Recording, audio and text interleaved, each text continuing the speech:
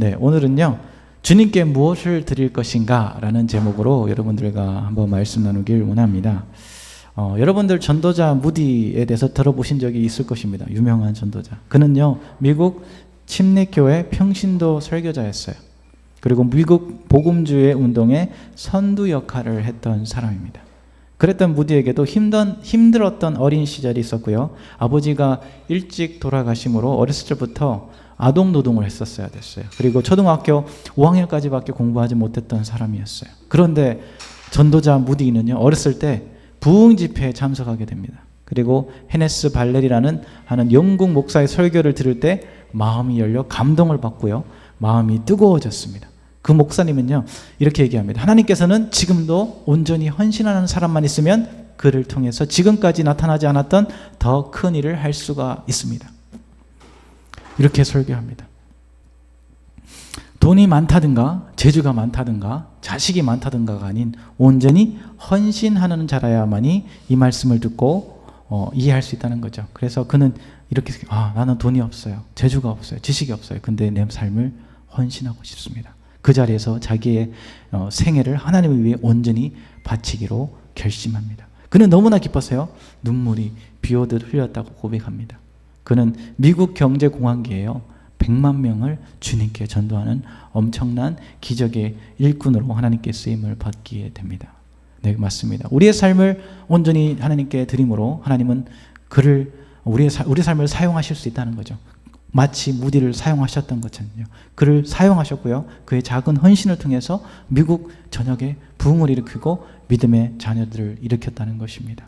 오늘 말씀을 통해서 우리가 무엇을 하나님께 드릴 수 있을 것인가 생각해보며 어떻게 나가야 할지 여러분들과 함께 나눠보길 원합니다. 첫 번째 우리가 볼 수 있는 것은 자신의 최선의 것을 하나님께 드리는 삶을 살아가자는 것입니다. 오늘 본문 보면 예수님을 위해서 잔치가 벌어집니다. 그리고 그곳에 마르다, 나사로, 마리아 이렇게 세 남매가 나옵니다. 이들의 이름은요, 신약 사복음서에서 중요한 역할을 차지하고 있어요. 예수님은 죽은 나사로를 살리셨고요, 마르다와 마리아는 예수님의 사역을 물신양면으로 섬겼던 사람들이었습니다. 이들은 예수님을 자신의 집으로 초대하여 성대한 잔치를 하게 되죠. 그리고 여느 때와 마찬가지로 예수님은 제자들과 사람들 속에서 말씀을 가르치셨습니다. 여기서 마르다는 잔치 음식을 만들어야 했고요, 편히 앉아서 예수님의 말씀을 들을 정신이 없었어요. 왜요? 마르다는 책임의식이 좀 강했던 것 같아요. 그래서 잔치에 온 손님들을 대접하는 것이 제일 먼저라고 생각했고, 또 무엇을 해야 될까? 어떻게 이 잔치를 성공적으로 마칠 수 있을까라는 그런 생각으로 머릿속이 복잡했습니다. 그래서 마르다의 모습을 보면 정작 중요한 예수님을 놓치고 있었다는 것을 볼 수 있어요. 이것은 마치 우리가 교회에서 섬기고 있는 우리의 모습과 비슷한 것 같습니다. 교회에서 섬기는 모든 것이 하나님을 위한 것이지만요, 때로는요, 사람 중심적이 되어지고요, 행사 중심적이 되어가면서 우리의 중심에 하나님은 사라져가고 일만 하다가 주일을 마치는 삶이 되어가고 있다는 것입니다. 식당 봉사, 차량 봉사, 찬양 봉사, 안내 봉사 등등 다 좋습니다. 그런데 그 가운데 하나님이 없다면 그 봉사하는 것이 무슨 의미가 있겠습니까? 마치 오늘 일하느라 바쁜 마르다와 별반 다를 바가 없을 것입니다. 그래서 우리가 교회 어디에 있든지 무슨 일을 하든지 어떻게 봉사하든 우리의 중심에 예수 그리스도가 먼저인 사람들이 되어지길 간절히 축원합니다. 그리고 그의 오라버니 나사로가 나오죠. 나사로가 예수와 함께 앉은 자 중에 있다고 성경에서 말하고 있어요. 나사로는 그냥 편히 많은 사람들 속에 앉아서 음식도 먹고요, 사람들과 편히 얘기도 나누고 있었을 것입니다. 다른 사람 신경 쓰지 않고요, 나만의 즐거운 시간을 가지고 나사로는 다른 사람으로부터 섬김을 받고 있었어요. 우리도 교회 가면 이런 부류의 사람들을 볼 수 있죠. 그냥 예배 와서 편안하게 예배 드리고 편히 대접만 받다가 집에 돌아가는 사람들 말이죠. 거기에 더해서 뭔가 예수님을 위해 준비한 것 하나 없지만 그에 신경 쓰지 않고요, 다른 사람들도 저렇게 하는데 나도 그냥 이 시간을 나만을 위해서 즐겨야지 하는 사람들이 많이 있다는 것입니다. 이 잔치는 누구를 위한 잔치인가요? 2절에 분명히 말하고 있습니다. 예수님을 위한 잔치라고. 다시 말해 이 예배는 누구를 위한 예배인가요? 저는 오늘 이 예배가 오직 하나님께 올려드리지는 예배, 오직 예수님을 위한 예배, 오직 성령님을 위한 예배가 되기를 원합니다. 여러분의 편의를 위해, 여러분의 마음을 편하기 위해 드리는 예배가 아닌 하나님만 영광 올려드리는 그러한 시간이 되어지길 간절히 축원합니다. 그렇게 되기 위해서는요, 오늘 우리는 마리아의 행동을 유심히 볼 필요가 있어요.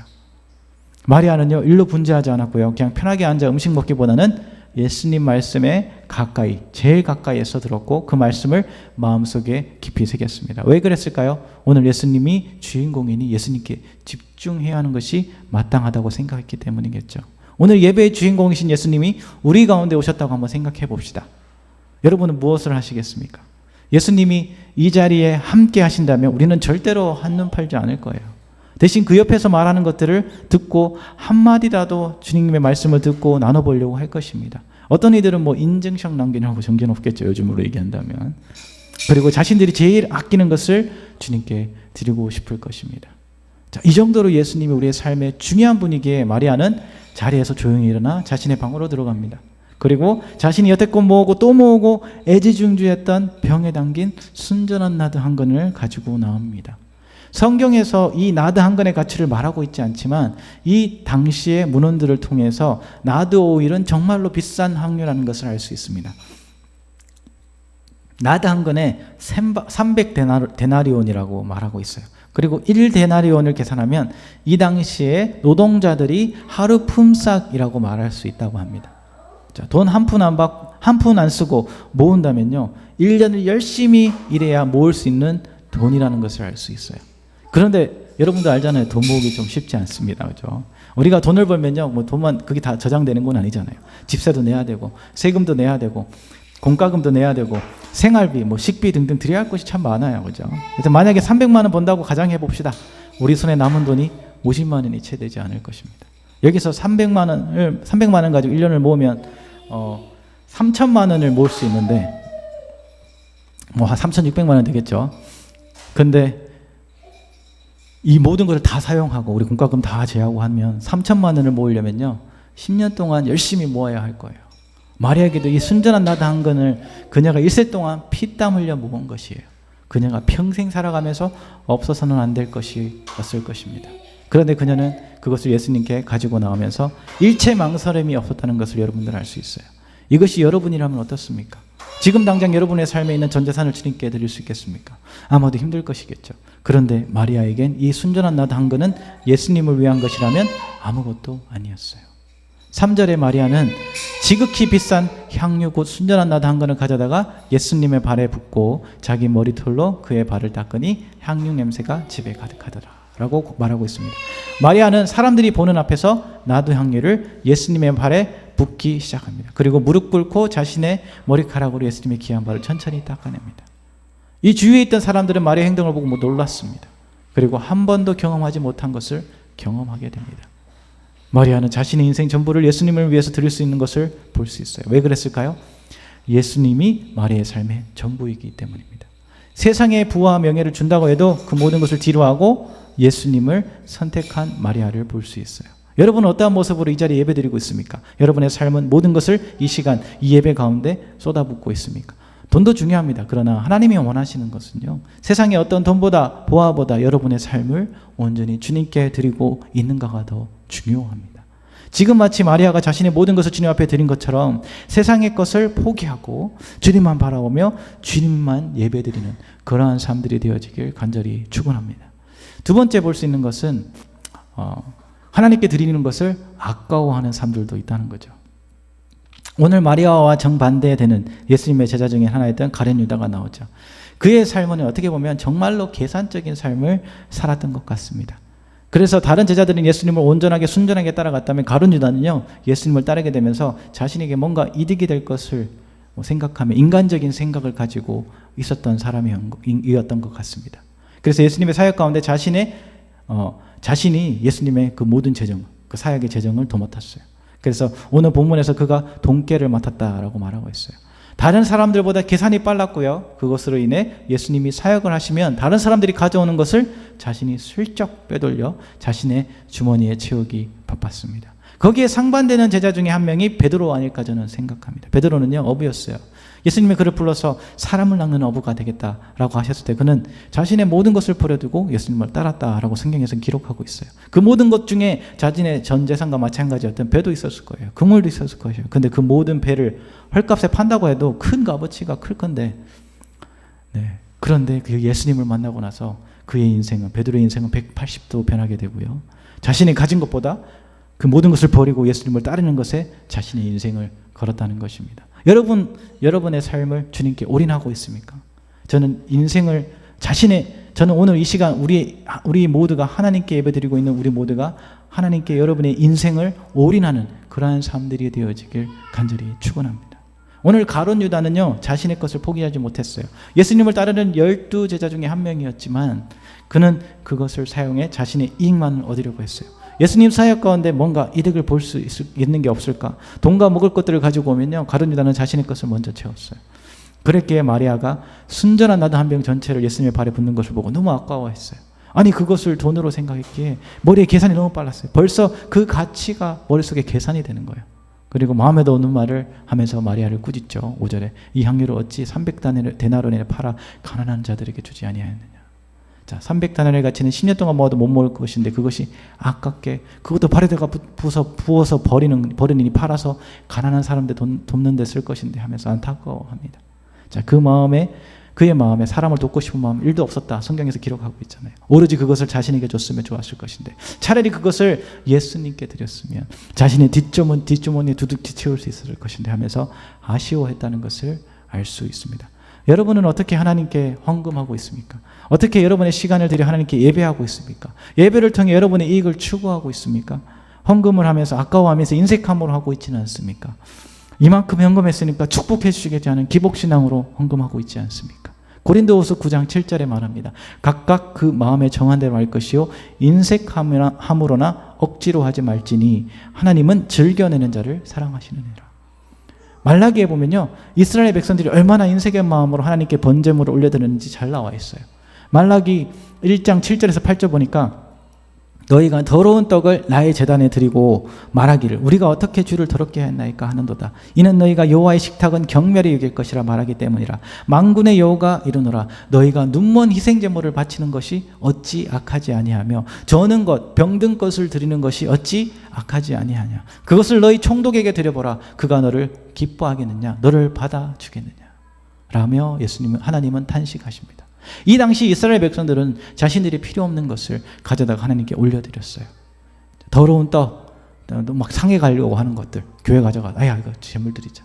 눈먼 양, 눈먼 소, 병든 것들, 자신들이 사지도 팔지도 않을, 먹지도 않을 것을 그냥 버리면 아까우니까 그냥 제단에 바치는 거예요. 여러분이 하나님이라면 받으시겠습니까? 그러한 제물을.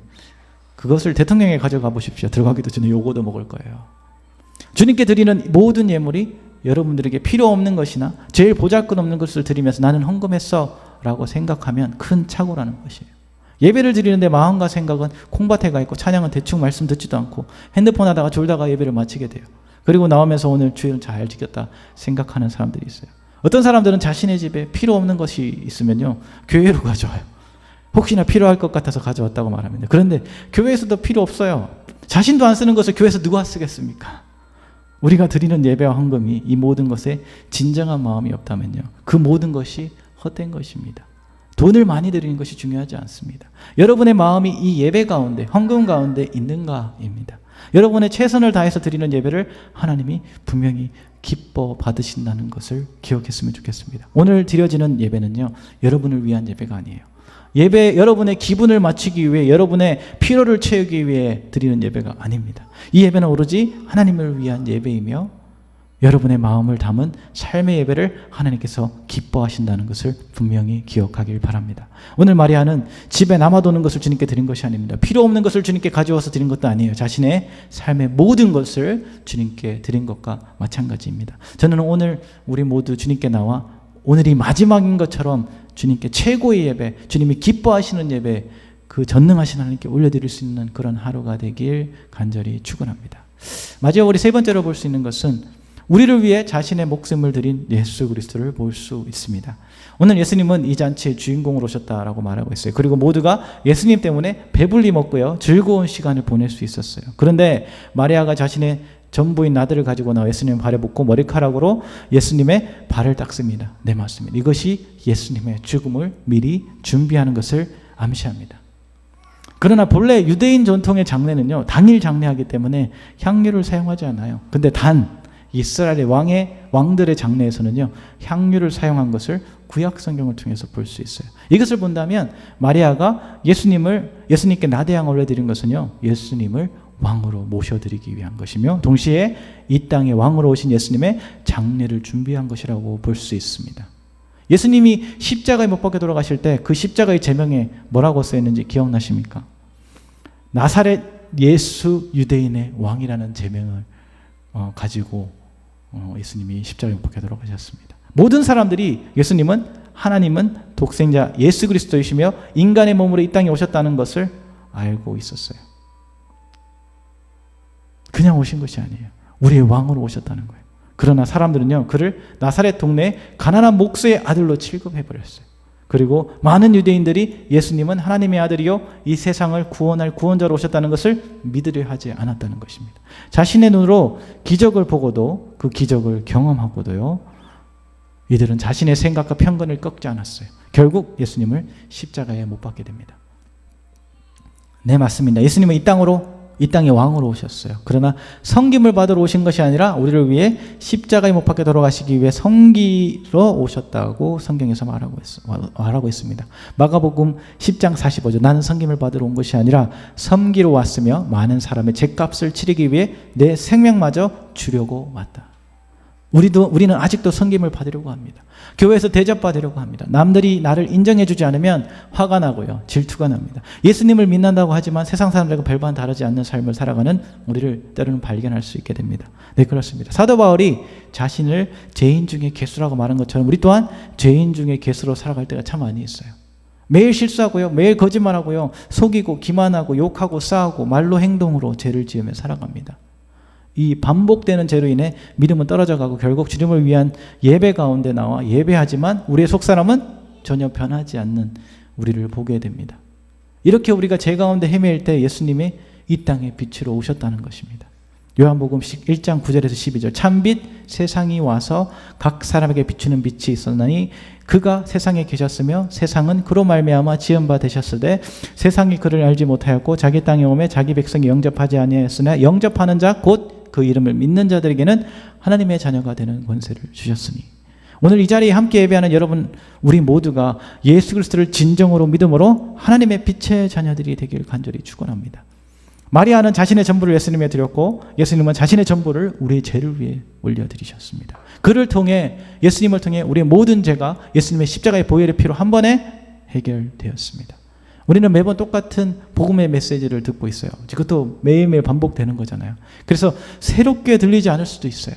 그러나 이 복음의 메시지는요, 반드시 반복돼야 되고 반복되면 반복될수록 우리의 믿음이 더욱더 굳건하게 된다는 것을 우리는 알아야 합니다.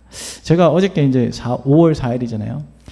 전주에서 전주 어린이 전도협회에서 주관하는 어린이날 행사를 다녀왔어요. 저희 집 근처에서 해서.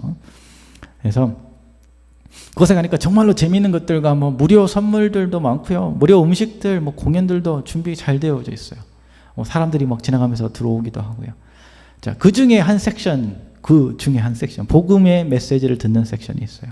자, 복음의 메시지를 들으면 아이들에게 물총을 줘요. 큰 물총. 네. 지금 이제 제 아이하고 이제 손을 잡고 그 복음의 메시지를 들으러 갔어요. 네. 자, 근데 그분들이 단번에 저를 목사로 알아보는 거죠. 좀 뻘쭘했지만 제 아들과 함께 그분들이 전해주는 복음의 메시지를 들었습니다. 자, 저도 수도 없이 들었고요. 전했던 그 복음의 메시지지만 어제 제 아들과 함께 들으면서 예수님의 복음의 능력을 다시 한번 느꼈어요. 내 마음을 만지시고 내 마음을 움직이셔서 예수님을 믿게 하시는 그분의 능력을 그 짧은 복음 메시지를 통해서 경험하게 되었다는 것입니다. 저는 우리 모두가 이 땅에 우리의 죄를 위해 오신 예수 그리스도를 진정으로 믿고 하나님의 진정한 자녀들이 되길 간절히 축원합니다. 이 복음의 메시지가 듣는 것으로 끝나는 것이 아니라 여러분의 삶과 마음, 생각 속에 깊이 새겨져 주님이 오실 그날까지 함께하길 간절히 축원합니다.